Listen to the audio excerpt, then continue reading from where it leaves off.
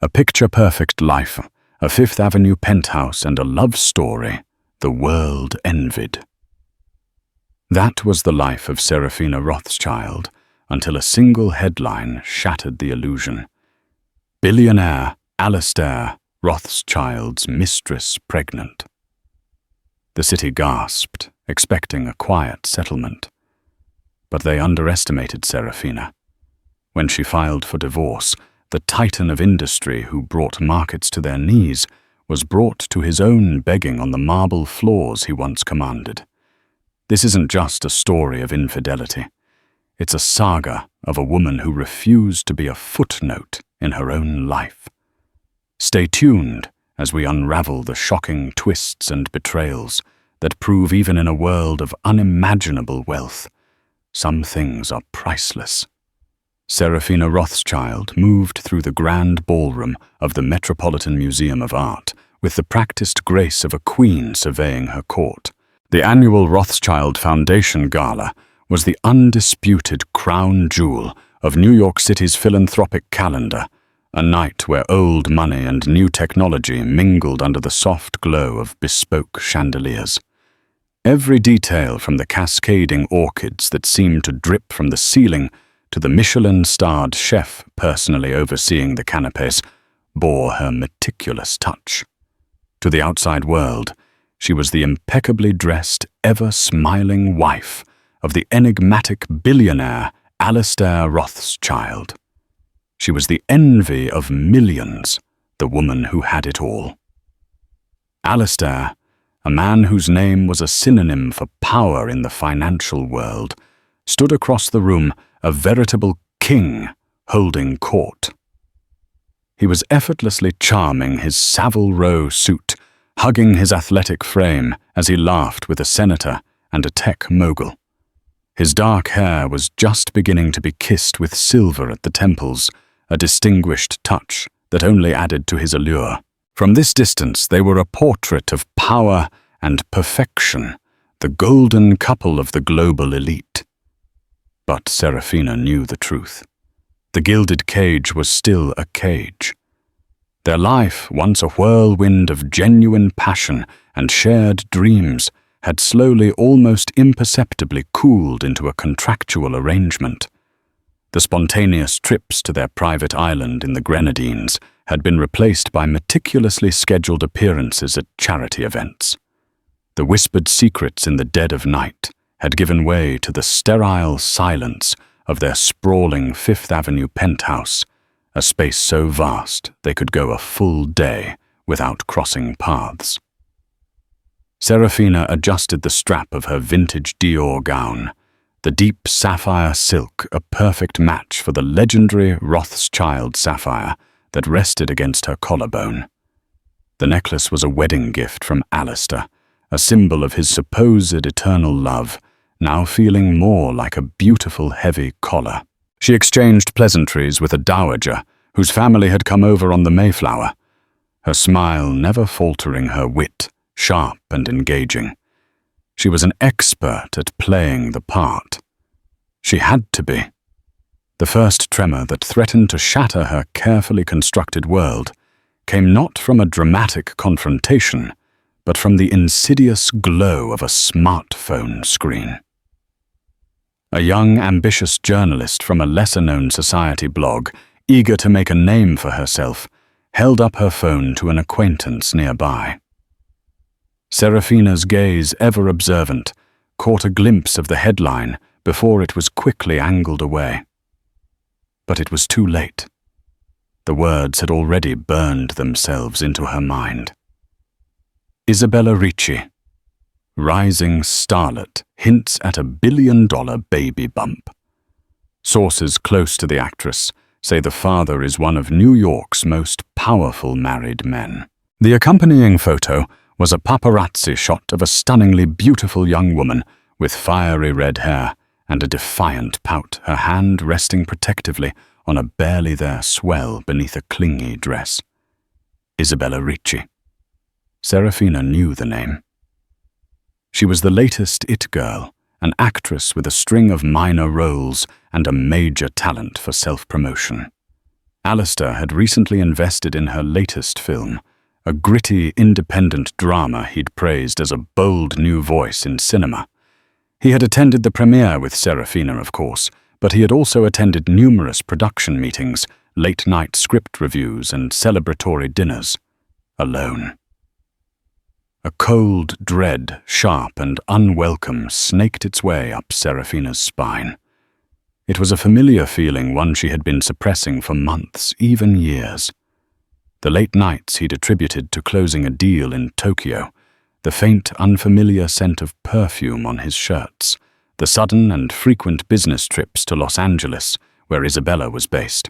She had chosen to believe his lies, to accept his plausible explanations. It was easier that way. To confront the alternative was to risk detonating the very foundations of her life. She excused herself from the conversation with a polite nod, her heart hammering against her ribs. She needed air. Making her way toward the less crowded Egyptian wing, she felt the weight of hundreds of eyes on her. The whispers had already started a ripple of speculation spreading through the gala like a contagion. Was it true? Did she know? How would she react? She was no longer just Serafina. She was a spectacle. She found a quiet alcove behind a towering statue of Sekhmet, the warrior goddess. Leaning against the cool stone, she pulled out her own phone, her fingers trembling slightly as she typed Isabella Ricci's name into the search bar. The blog post was now the top result, already being picked up by more mainstream gossip sites. The comments section was a viper's nest of innuendo and thinly veiled accusations.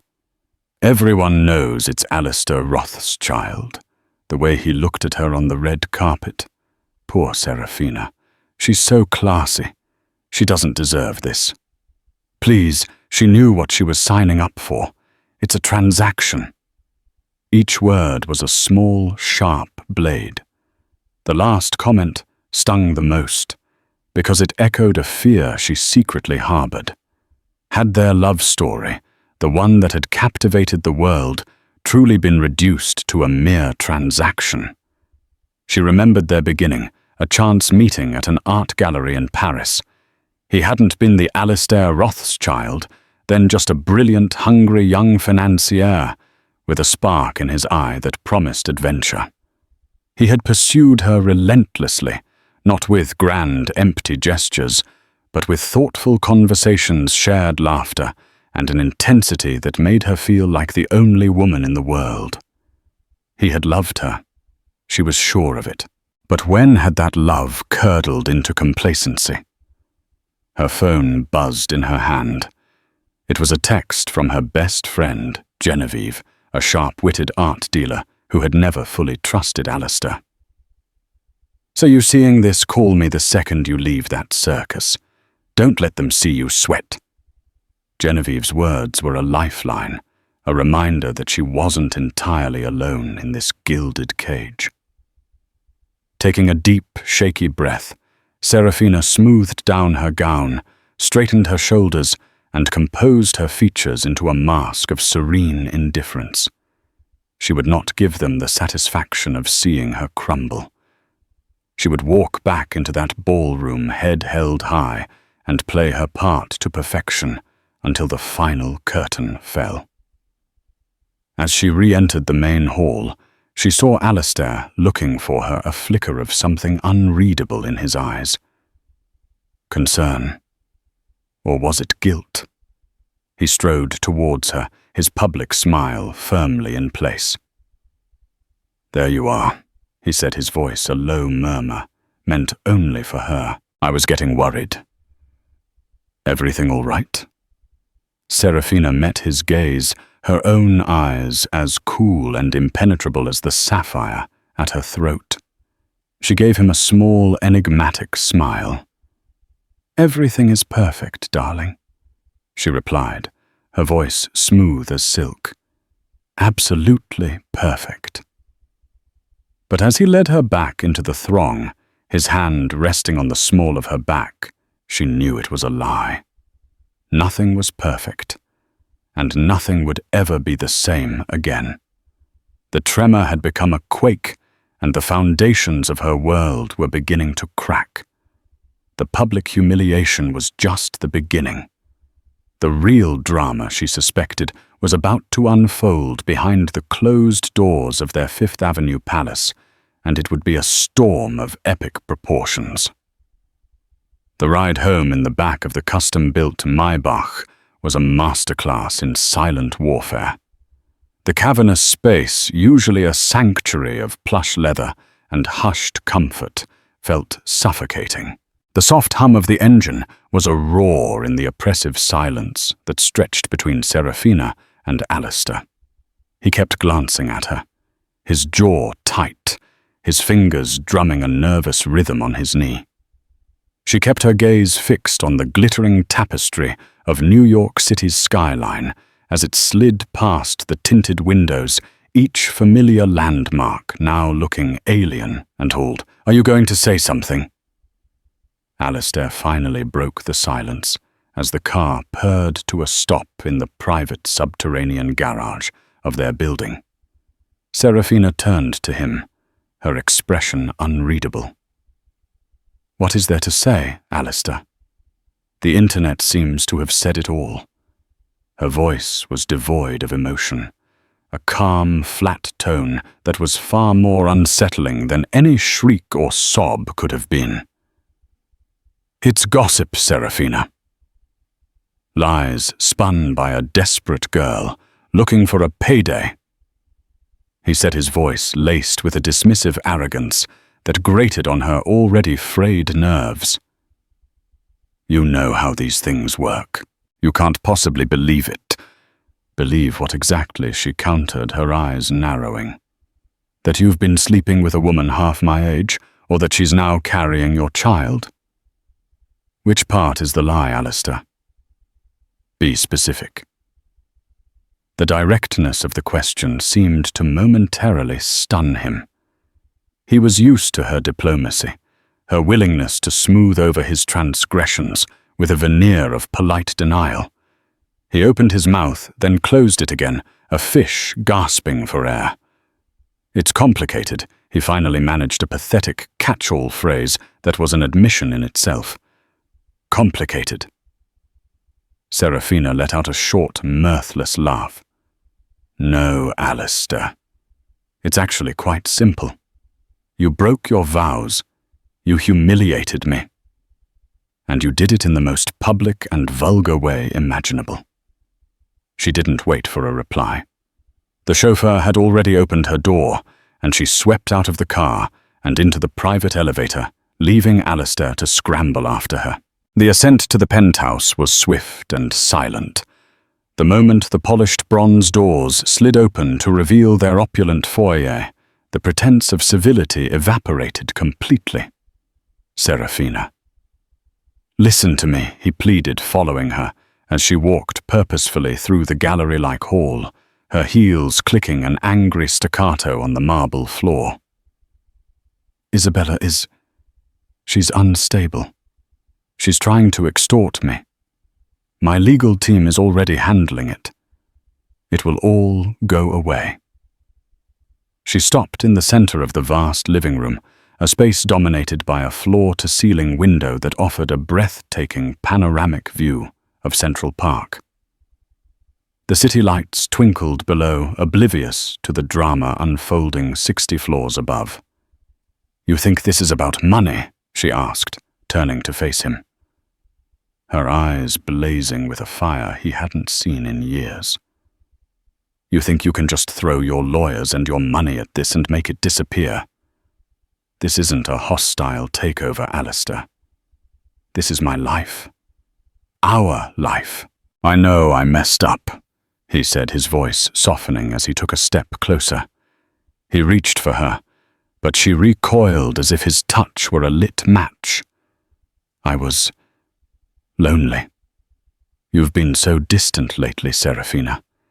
It's like living with a beautiful, polite stranger." The audacity of his accusation was staggering. "Distant," she repeated, her voice rising in disbelief. "I've been distant. I've been holding this empire together, while you've been jet-setting around the world, indulging your every whim. I host your dinners, charm your business, partners, manage your charities, and raise our son. When exactly did you have time to feel lonely, Alistair? In between board meetings and your trysts with your unstable mistress. The mention of their son Julian hung in the air between them. Julian, their brilliant, sensitive 20-year-old, was away at Harvard, thankfully shielded from the immediate fallout of the scandal. But Serafina knew it was only a matter of time before the poison reached him. The thought of his pain, of the disillusionment he would feel, was the one thing that truly threatened to break her composure. "Don't bring Julian into this," Alistair warned, his voice low. "He's already in this," she shot back. "He's a Rothschild. Your son. The heir to this circus. How am I supposed to explain this to him? That his father, the man he idolizes, is about to have a child with a B-list actress he read about in a gossip magazine?" The fight raged on a torrent of accusations and recriminations that had been dammed up for years. Every unspoken resentment, every glossed-over indiscretion came flooding out. The cool, collected Mrs. Rothschild was gone, replaced by a woman pushed to her absolute limit. She was no longer fighting for her marriage. She was fighting for her dignity, for the shreds of the woman she had been before she had become a brand. Finally exhausted and emotionally raw, a terrifying clarity washed over her. She looked at the man standing before her, the man she had once loved so fiercely, and she saw a stranger. His pleas for understanding now sounded like hollow excuses. His promises to fix things were the empty assurances of a man who believed his power was limitless. She walked over to the grand piano, a magnificent Steinway she rarely played anymore, and picked up a silver-framed photograph. It was from their wedding day, a black and white image of two young, hopeful people, their faces radiant with joy. She stared at it for a long moment, then set it down with a quiet finality. "I want you to leave, Alistair," she said, her voice eerily calm once more. He stared at her, uncomprehending. "What leave?" "This is my home. It is our home," she corrected him. "And it is no longer a place of peace. I want you to pack a bag and go to one of your hotels. I need space. I need to think." "Serafina, don't be ridiculous," he scoffed, resorting to his usual tactic of belittling her. "We can work through this. We're the Rothschilds.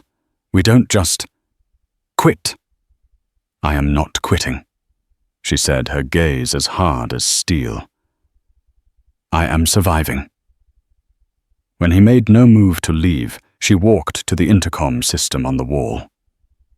"Jeeves," she said, her voice steady. "Please have Mr. Rothschild's driver bring the car back to the garage. He will be leaving for the night." Alistair's face was a mask of fury and disbelief. He was being dismissed from his own home by his own wife. It was a scenario so outside his realm of experience that he was momentarily speechless. He stormed towards the bedroom wing, and she could hear the sounds of drawers being wrenched open and hangers being scraped across a rail. Minutes later, he emerged carrying a small leather holdall. He paused at the door, his arrogance replaced by a flicker of genuine desperation. "Don't do this, Serafina," he said, his voice cracking slightly. "Don't throw away 25 years over this." "25 years is why I am doing this," she replied without looking at him. "I've given you 25 years of my life, Alistair. I will not give you one more minute of my self-respect." The heavy door closed behind him with a soft click.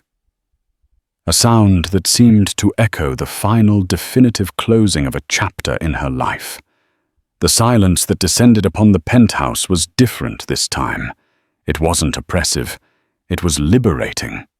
For the first time in years, Seraphina Rothschild was truly alone. And in that solitude, a new resolve began to form. This was not just about a separation. This was about a reclamation. The next morning, while the city was still buzzing with the news of Alistair's alleged affair, Seraphina made a phone call, not to her publicist, not to her friends, but to a name that struck fear into the hearts of New York's most powerful men. Victoria Sterling, the most formidable divorce attorney in the country. Victoria. "It's Seraphina Rothschild," she said, her voice clear and resolute. "I'd like to schedule an appointment as soon as possible. I've decided to file for divorce." The news of Seraphina's divorce filing hit Alistair like a physical blow. He was in his sprawling office on the top floor of Rothschild Tower, a glass and steel monument to his own success, when his personal lawyer, a man accustomed to dealing with multi-billion-dollar mergers, delivered the news with the grim solemnity of a doctor diagnosing a terminal illness. "She's retained Victoria Sterling, the lawyer, a man named Arthur Vance," said his voice low. The name hung in the air like a guillotine. Victoria Sterling wasn't just a lawyer. She was a predator. She didn't negotiate. She eviscerated. Hiring her was a declaration of war. Alistair sank into his Eames chair, the panoramic view of the city he commanded, suddenly feeling like a cruel joke. He had expected Seraphina to be angry. He had expected a period of frosty silence, of sleeping in separate wings of the penthouse. He had even budgeted for a lavish, "I'm sorry" gift. A rare pink diamond, perhaps, or a private island adjacent to their current one. He had, in his monumental arrogance, assumed that their marriage, like everything else in his life, was a business. And in business, every problem had a price. He had never not for a single moment considered that Seraphina would actually leave him. The Rothschilds didn't divorce. It was an unwritten rule, a cornerstone of their dynastic image. They weathered storms, they presented a united front, and they handled their indiscretions with quiet, ruthless efficiency. For Seraphina to break with this tradition was not just a personal rejection. It was an act of treason against the empire he had built. "Get her on the phone," Alistair snapped, his voice a low growl. "She's not taking your calls." "Alistair," Arthur replied, already anticipating the command. "All communications are to go through Ms. Sterling's office." Alistair slammed his fist on the vast mahogany desk, the impact rattling a series of awards and family photos. Rage, pure and unadulterated, surged through him. It was an emotion he rarely felt. Frustration, yes. Impatience often. But rage was inefficient. It clouded judgment. Now, however, it was all he could feel. How dared she, after everything he had given her? The lifestyle, the prestige, the name. He had plucked her from relative obscurity, a beautiful art history student, and made her a queen. And this was his reward. His initial fury soon gave way to a cold, unfamiliar spike of fear. This wasn't just about his image. It was about Seraphina. He thought back to the night of the gala, to the chilling calmness in her eyes as she'd told him to leave. He had mistaken her composure for weakness, for a prelude to eventual forgiveness. He saw now that it was something far more dangerous resolve. He began a frantic, desperate campaign to win her back, a campaign that was as ill-conceived as it was pathetic. He sent a truckload of her favorite flowers, rare black baccarat roses, to the penthouse. They were sent back untouched. He had a custom-designed necklace from Cartier, featuring an emerald the size of a robin's egg, delivered by special courier.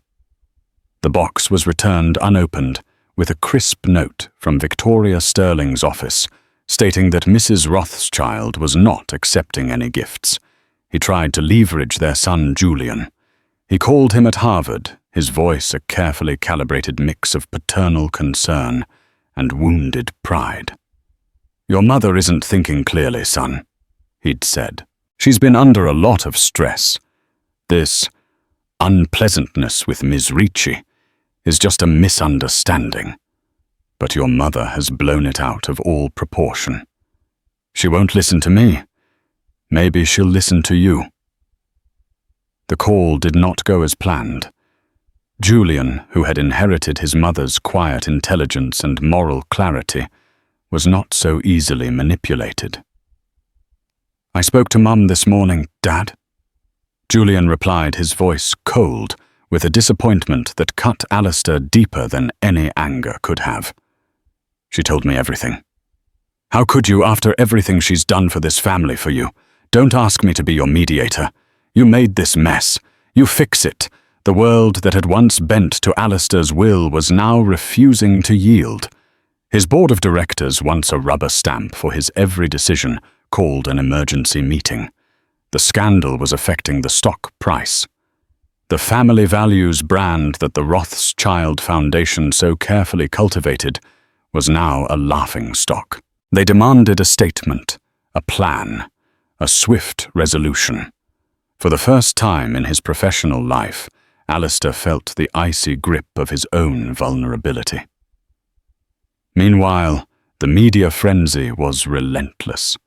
Isabella Ricci, far from being the unstable and easily managed problem Alistair had claimed, was proving to be a masterful player in the court of public opinion.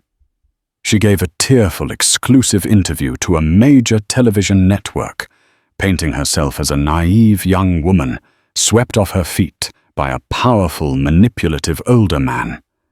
She spoke of his promises of a future together, of the child he had supposedly, desperately wanted. "He told me his marriage was a sham," she whispered, dabbing at a perfectly timed tear with a tissue. "A business arrangement. He said his heart wasn't in it anymore. He said he loved me." Every word was a carefully crafted dagger aimed at Serafina, designed to paint her as the cold, unloving wife who had driven her husband into the arms of another. But the public, for the most part, wasn't buying it. Serafina's years of quiet dignity, her unwavering support of numerous charities, and her reputation for genuine kindness had built a formidable reserve of goodwill. She was seen as the wronged party, the classy wife who had been publicly humiliated. Her silence in the face of the scandal only amplified her mystique and her perceived strength. Desperate and running out of options, Alistair decided on a final dramatic gesture. He knew that Serafina always walked her beloved Borzoi Caspian in a small private park near the penthouse every morning at precisely 7 a.m. It was a ritual that had been sacrosanct for years. He arrived before she did, dismissing his driver and standing in the crisp morning air, a man completely out of his element. He was used to being insulated from the world, ferried from one air-conditioned environment to another. Here among the dog walkers and early morning joggers, he was just another man. When he saw her approaching a tall, elegant figure in tailored trousers and a cashmere sweater, his heart lurched. She looked different. Freed from the weight of his expectations, she seemed lighter, her posture more relaxed, a subtle smile playing on her lips as she watched Caspian chase a squirrel. He stepped out from behind a large oak tree, blocking her path. "Serafina," he said, his voice raw. She stopped, her hand tightening on the leash. Her face, which had been so serene, hardened into a mask of polite indifference.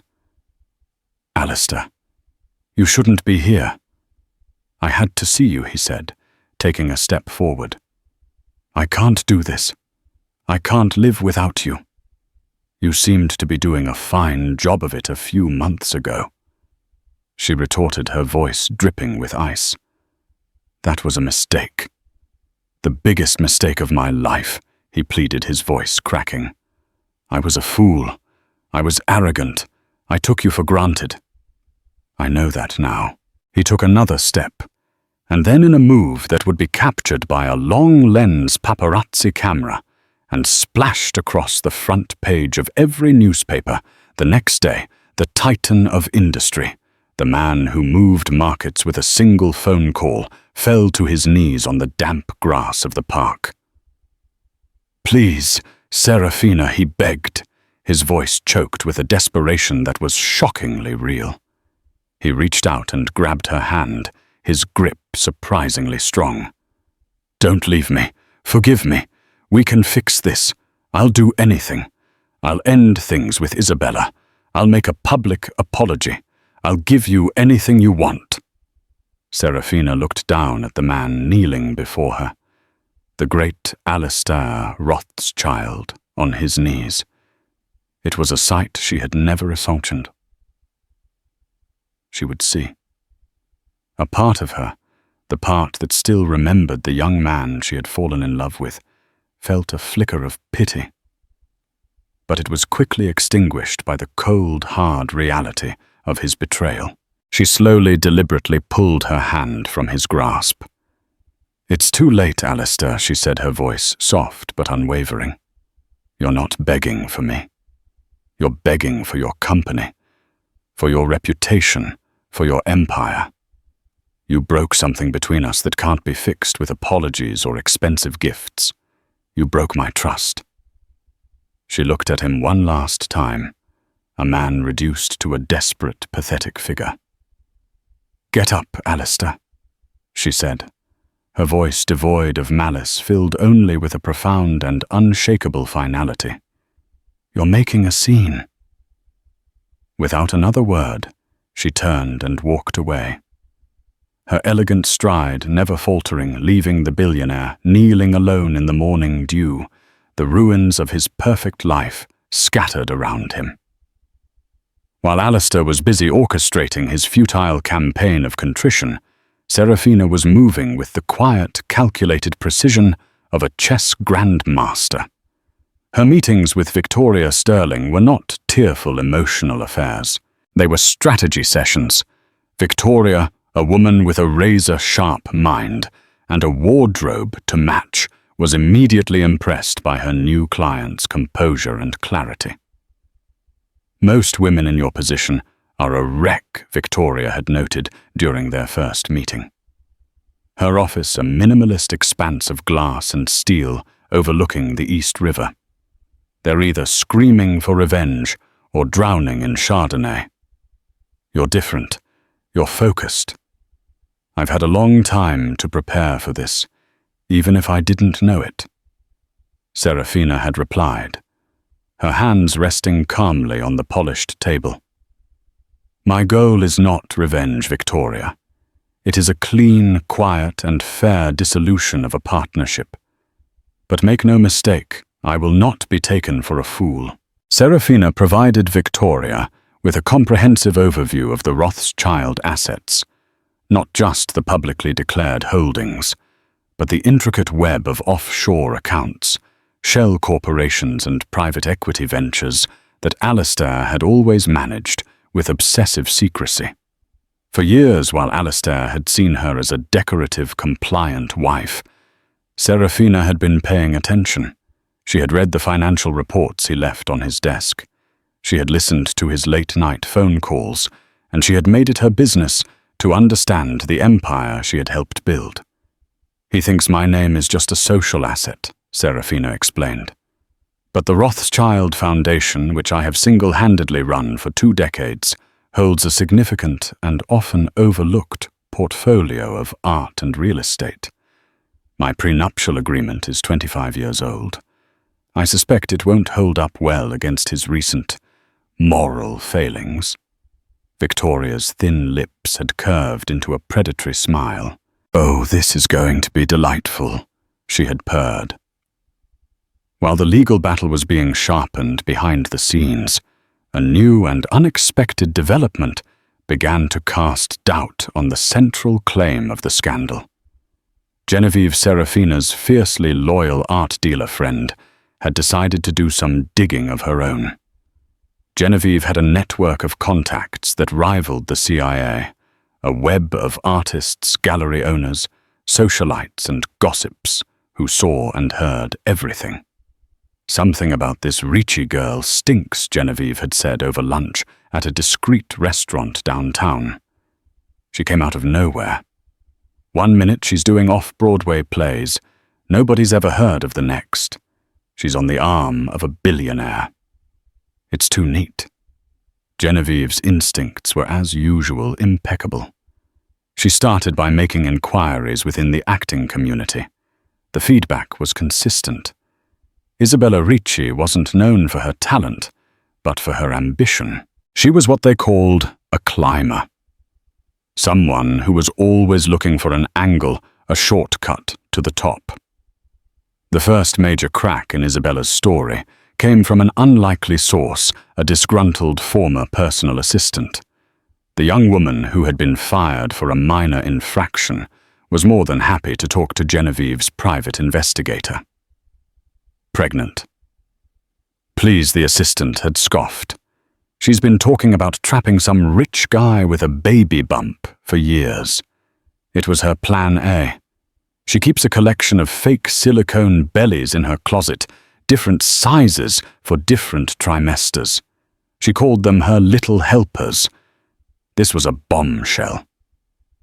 But it was hearsay. They needed proof. The proof came from a more technical angle. Victoria Sterling's legal team, acting on the tip, subpoenaed medical records from the exclusive Los Angeles clinic, where Isabella had supposedly had her first ultrasound. At first, the clinic, citing patient confidentiality, refused, but under the threat of severe legal penalties, they complied. The records were a mess. The dates were inconsistent. The doctor who had supposedly signed off on the initial report was on vacation in Fiji on the day of the alleged appointment. Most damningly, the ultrasound image that Isabella's team had strategically leaked to a friendly tabloid was found to be a stock image readily available for purchase on the internet. It was a fake. Simultaneously, Alistair, now in a state of near total panic, was conducting his own frantic investigation. The public humiliation of kneeling in the park had been a turning point. His desperation was no longer just about losing Serafina. It was about being played for a fool. His ego, the driving force of his entire existence, could not stand it. He sicked his own team of ruthless corporate investigators on Isabella's life.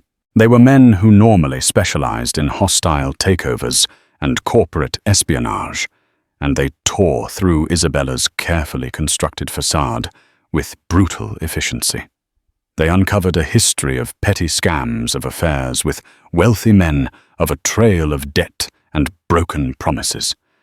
And then they found the smoking gun. They unearthed a series of encrypted text messages between Isabella and a man named Marco Valenti. Valenti was a small-time actor, and as it turned out, Isabella's long-term on-again, off-again boyfriend. The messages were a detailed chronicle of their entire scheme. Marco. He's really buying this. The baby Isabella, like a fish on a hook. He's so arrogant, he can't imagine anyone would dare to lie to him. Thinks I'm just some dumb actress in awe of his big bank account. Marco. When do we get paid? I'm tired of this dump. Isabella, patience, my love. First the scandal, then the divorce. He'll pay me millions to go away quietly and not disrupt the proceedings. He'll see it as a business expense. We'll be in Tuscany by Christmas. The messages were a cold-blooded blueprint for extortion. There was no baby. There was no affair of the heart.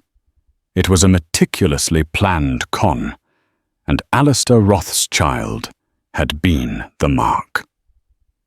Alistair sat in his lawyer's office, staring at the printed transcripts of the texts, a cold, sickening rage building in his stomach. He had been played.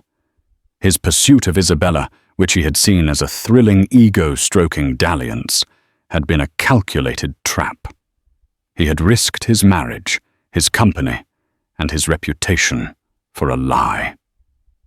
His first instinct was to destroy Isabella, to leak the texts, to sue her into oblivion, to ensure she would never work in Hollywood or anywhere else ever again.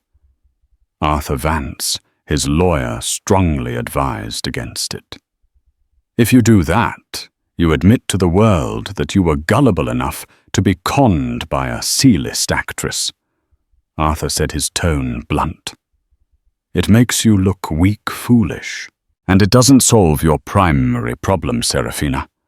Right now, she's divorcing you for infidelity. That makes you a cunt, but a powerful, virile one. If this comes out, she'll be divorcing you for being a monumental idiot. Which do you think is worse for the Rothschild brand? Alistair saw the cold, hard logic in the advice. But he was trapped. He had the evidence to expose Isabella, but doing so would mean admitting the full, humiliating scope of his own stupidity. He had one last card to play. He had to get this information to Serafina. He had to prove to her that while he had been a fool, he had not in the strictest sense been unfaithful in the way she imagined. He believed with the last shred of his desperate hope that this truth could be his salvation. He thought that by proving the pregnancy was a lie, he could somehow undo the damage, rewind the clock. He sent a copy of the entire investigation, the ex-assistant's testimony, the fake ultrasound analysis, and the damning text messages in a sealed envelope to Serafina, delivered by a trusted courier directly to the penthouse. He included a single, handwritten note. Serafina, I was a fool, but I was not the father of a child that never existed. This was all a lie. Please let me explain. Alistair. He waited, imagining her reading the documents, the shock, the realization. He pictured her calling him, perhaps not with forgiveness, but with a new understanding, a willingness to talk. He was, as ever, completely wrong about what she would do next. Serafina sat in her sun-drenched study, the file spread out on her antique desk. She read every word with a calm, detached focus. She felt no shock, no surprise. In a way, she had known all along that the truth would be something sordid and transactional. It was, after all, Alistair's world. When she finished reading, she didn't feel relief. She didn't feel a renewed sense of hope for her marriage. She felt a profound and weary sadness. She looked at Alistair's note, at his desperate, looping handwriting. He still didn't get it. He thought the core of his betrayal was the baby. He thought that by proving the child was a fiction, he could erase his sin. He failed to understand that the betrayal was not the consequence, but the act itself. The lies, the sneaking around, the willingness to seek comfort and excitement in the arms of another woman. The fact that he had been so easily duped by a transparent schemer didn't make him less guilty. It simply made him pathetic. She picked up the phone, but she didn't call Alistair. She called Victoria Sterling. Victoria, she said, her voice as clear as a bell. I have some new information. It seems Mr. Rothschild was the victim of an elaborate hoax. There was a pause on the other end of the line. Well, Victoria said, a hint of amusement in her voice. This certainly changes things. This is excellent leverage. We can destroy him in the court of public opinion. He'll give you anything to make this go away. No, Serafina said firmly. We will not be using this information at all." Victoria was silent for a moment, genuinely surprised. "I don't understand." "This is the ace up your sleeve." "This was never about leverage," Serafina explained, her gaze drifting out the window to the endless sky. "And it was never about the baby. It was about the breach of trust. This information doesn't change that. It only deepens it. Leaking this would only create a bigger, uglier circus, and I will not subject my son or myself to that. It would make me a party to their squalid little drama." She took a deep breath. "We proceed with the divorce as planned. Quietly, cleanly, and decisively. This information is to remain private. Alistair's humiliation is his own business. My dignity is mine." In that moment, Serafina Rothschild wasn't just filing for divorce.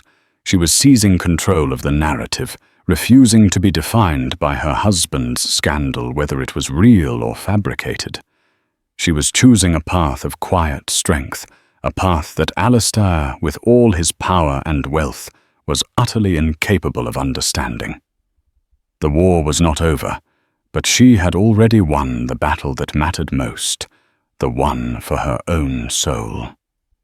The stage for the final act was not a courtroom, but the place where it had all begun, the sprawling Fifth Avenue penthouse. Alistair, having received no response to his bombshell evidence, had grown increasingly frantic. He had finally, through a combination of begging and veiled threats to his own legal team, managed to secure what Victoria Sterling had icily termed a final settlement meeting. He was under the delusion that this was his chance to reconcile, to use the truth about Isabella's scam to win Serafina back. Serafina had agreed to the meeting for one reason only: to sign the papers and sever the final tie. She wanted it done in her home, on her terms, a final symbolic act of reclaiming her space. He arrived looking haggard. The past few weeks had taken a visible toll. His bespoke suit seemed to hang off him, and there were dark circles under his eyes that no amount of money could conceal. He walked into the living room, a space that was once so familiar, and found Serafina standing by the window, silhouetted against the setting sun. She was wearing a simple, elegant, cream-colored dress, and she looked breathtakingly serene. Victoria Sterling and Arthur Vance were seated at opposite ends of a large glass table, a mountain of paperwork separating them like a miniature range of the Alps. Serafina Alistair began, his voice raspy. He ignored the lawyers completely. "Did you get the file I sent?" "Did you see I did?" she said, turning to face him. Her expression was placid, giving nothing away. A wave of relief washed over his face. "So you see, it was all a lie. A scam. I was an idiot, I admit it. A complete fool. But there's no baby. There was never going to be a baby. It changes everything, doesn't it?" Serafina looked at him, and for the first time she felt a profound sense of pity. He was like a child who had broken a priceless vase and thought that by hiding the pieces he could make the vase whole again. "No, Alistair," she said, her voice soft but firm. "It changes nothing." His face fell. "What? How can you say that I didn't betray you in the way you thought? It was a con." "Oh, you betrayed me," she said, taking a step towards him. "Don't for a second think you didn't. You think the betrayal was a hypothetical child. The betrayal, Alistair, was every lie you told me for the past year. It was every late night you blamed on work. It was every secret trip to Los Angeles. It was the fact that you looked for solace and excitement, not with me, but with a cheap, transparent fraud like Isabella Ricci." She picked up the file from a side table. "This," she said, Holding it up doesn't absolve you. It condemns you. It proves that you were willing to risk our 25 years, our son's happiness, and the reputation of this family, for a woman who was playing you for a fool. It doesn't make you less of a cheat, Alistair. It just makes you a stupid one. Every word was a perfectly aimed dart, puncturing his ego, his denial, his last desperate hope. He stared at her, speechless. You came here today thinking this information was your get-out-of-jail-free card, she continued, her voice rising with a controlled passion. You thought you could wave this file in my face, and I would be so relieved there wasn't a baby that I'd forget everything else. You still don't see me, do you, after all these years? You see a business partner, an asset, something to be managed.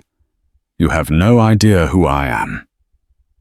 She threw the file down on the table between the lawyers, and for the record, your little problem is about to solve itself. As if on cue, Victoria Sterling's phone buzzed. She glanced at the screen, a flicker of triumph in her eyes. She looked at Alistair. It seems Ms. Ricci has a new benefactor. She was just photographed in Monaco on the yacht of Russian oligarch Dmitry Volkov. The story breaking now is that she has, quote, tragically miscarried her baby. She's already spinning a new tale of heartbreak and resilience. She has moved on, Alistair. Your sordid little secret is safe not because of your power, but because your mistress found a richer mark. The news that Isabella had so quickly and easily discarded him for another billionaire was the final crushing humiliation. He had been nothing more than a stepping stone. He looked from Victoria's smug face to Serafina's pitying one, and the full weight of his failure crashed down on him. I loved you, Serafina, he whispered the words, sounding hollow even to himself. Somewhere under all of this I did. I know, she said, and the sadness in her voice was genuine. I loved you too. But we are not those people anymore, and I cannot live my life mourning a ghost. She walked to the table and picked up a pen. With a steady hand, she began to sign the divorce papers, her signature a fluid, decisive stroke on each page. The sound of the pen on the thick paper was the only sound in the room, a quiet, definitive end to an era. When she was finished, she pushed the stack towards Arthur Vance. Your turn, Alistair, she said softly. He looked at the papers, at her signature, at the cold, black and white finality of it all. This was it. The end of his marriage. The fracturing of his empire. The loss of the one person who had been his anchor, whether he had appreciated it or not. He stumbled forward and collapsed into a chair, burying his face in his hands. A dry, ragged sob escaped him. The great Alistair Rothschild broken, not by a market crash or a corporate raider, but by his own profound and irreparable folly. Arthur Vance, ever the pragmatist, gently pushed the papers in front of his client. Alistair, he said quietly, you need to sign. Slowly, like a man moving underwater. Alistair raised his head. He picked up the pen. His hand trembled as he signed his name, his own signature, usually a bold, confident slash, now looking like the scrawl of a broken man. It was done. Serafina watched him for a long moment. There was no triumph in her, only a vast, aching emptiness. She had won. She was free. But the price had been the life she had known for a quarter of a century. She turned and walked out of the room, not looking back. She went to her bedroom, the one she had already redecorated, purging it of his presence. She walked out onto the private terrace and breathed in the cool night air. The city glittered below her, a universe of a million lights, a million stories. Her own story was finally, truly her own.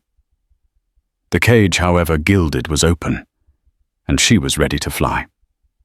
In the months that followed the signing of the divorce papers, the world of the Rothschilds underwent a seismic shift. The divorce was finalized with an uncharacteristic lack of public drama.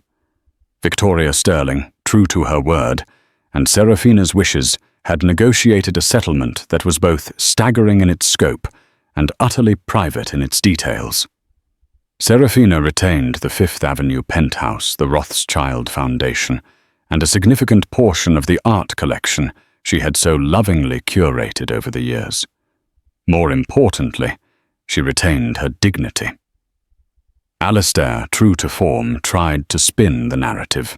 His PR machine put out a statement about an amicable parting of ways and a mutual decision to move forward as friends and co-parents.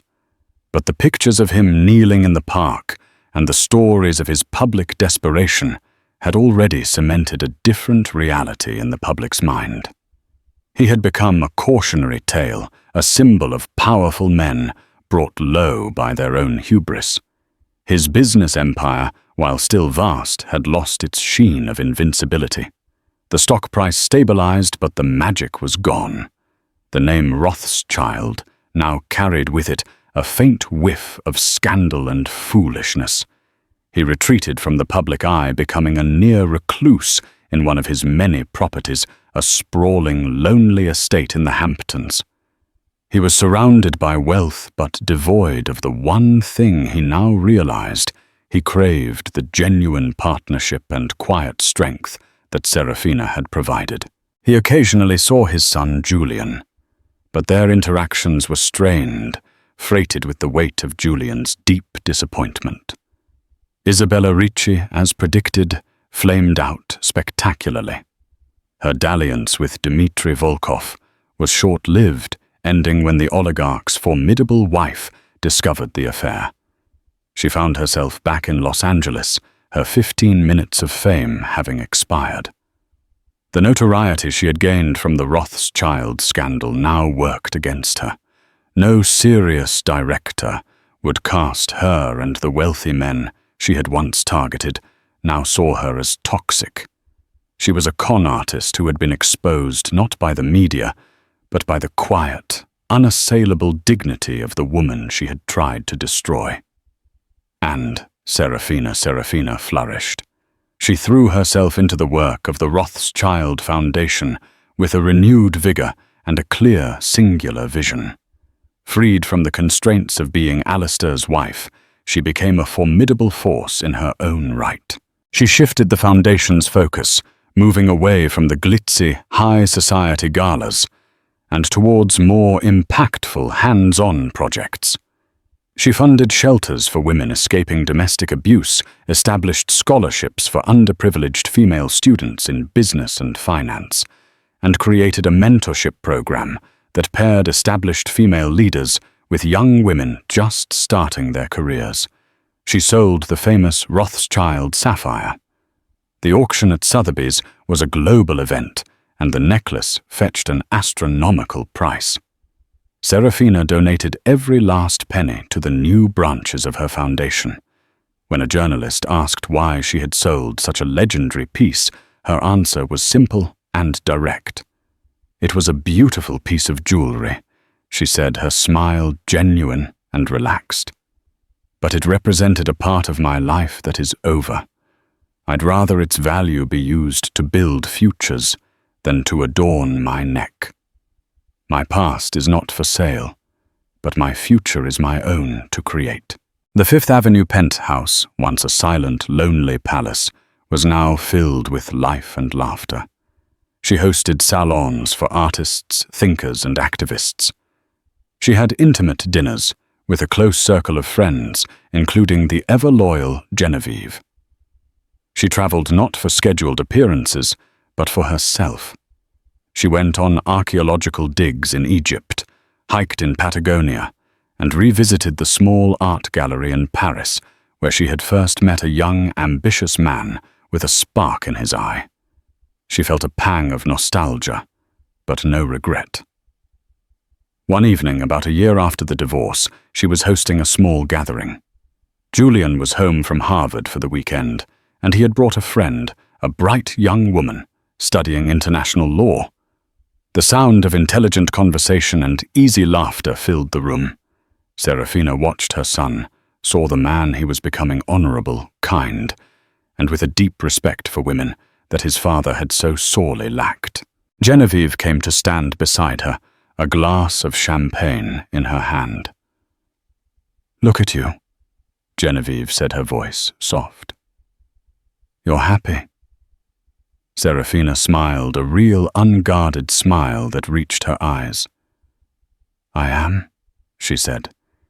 "It's a different kind of happiness than I expected. It's quieter. But it's mine." She was no longer Mrs. Alistair Rothschild, the billionaire's wife.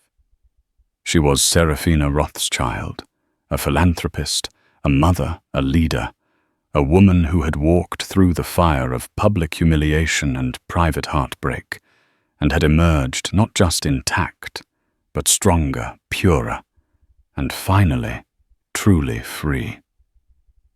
The gilded cage was a memory, and in its place she had built a legacy. Thank you for joining us on this incredible journey of betrayal, resilience, and ultimate triumph. The story of Serafina Rothschild proves that true power isn't measured in billions of dollars or front-page headlines, but in the unshakable strength of one's own character. It's a reminder that even when your world shatters, you have the power to rebuild it, stronger and more beautiful than before. If Serafina's story moved you, please hit that like button to let us know.